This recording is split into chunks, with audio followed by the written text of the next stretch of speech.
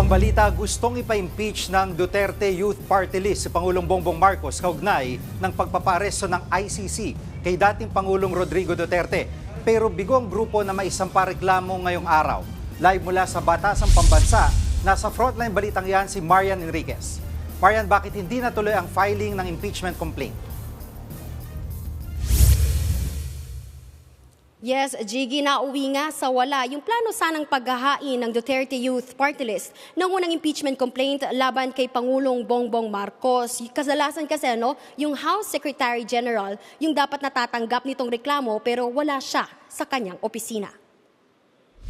Bandang 3:00 ng hapon nang pumunta nga ang grupong Duterte Youth Party List sa opisina ng House Secretary General sa pangunguna ng chairman nito na si Ronald Cardema. Sinubukan nilang maghain ng impeachment complaint laban kay Pangulong Bongbong Marcos. 2 grounds for impeachment ang tinukoy sa reklamo, kabilang ang culpable violation of the Constitution at betrayal of public trust. Matapos daw pahintulutan ni PBBM ang pag-aresto at pag-turnover kay dating Pangulong Rodrigo Duterte sa International Criminal Court o ICC, kaugnay ng kinaharap niyang kasong crimes against humanity sa madugong war on drugs. Giit ni Cardema, sana raw ay binigyan ng pagkakataon na litisin sa lokal na hukuman si Duterte. Hindi rin daw sapat na yung mga kalihim at general na nag-implement ng arrest warrant ang inireklamo sa ombudsman dahil malinaw na sumusunod lang daw sila sa kumpas ng Pangulo. Alinsunod sa protocol sa paghahain ng impeachment, mismong Secretary General dapat ng Kamara ang tatanggap sa reklamo para i-verify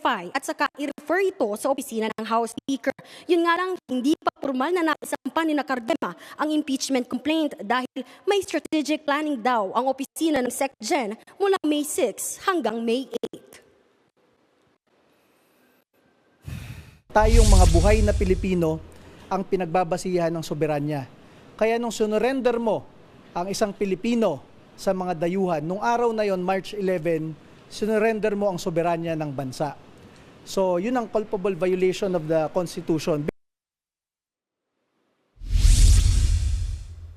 Jiggy, dahil nga hindi natuloy kanina ay babalik yung kampo ni Cardema sa Martes sa susunod na linggo para nga formal na ihain itong impeachment complaint laban kay PBBM. Samantala, nilinaw din niya na hindi siya nakipag-usap kay Vice President Sara Duterte kaugnay sa paghahain nila ng impeachment. Yan muna ang latest dito sa Kamara. Balik sa inyo. Maraming salamat, Marian Enriquez.